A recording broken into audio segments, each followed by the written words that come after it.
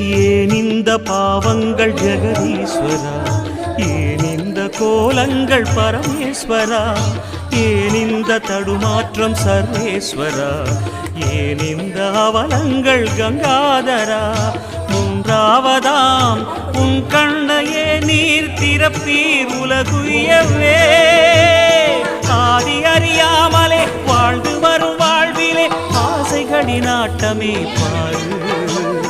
வாழ்க்கையின் சாவியும் ஆழியில் வீழ்ந்ததே வழி என்பதென்ன இனி கூறு.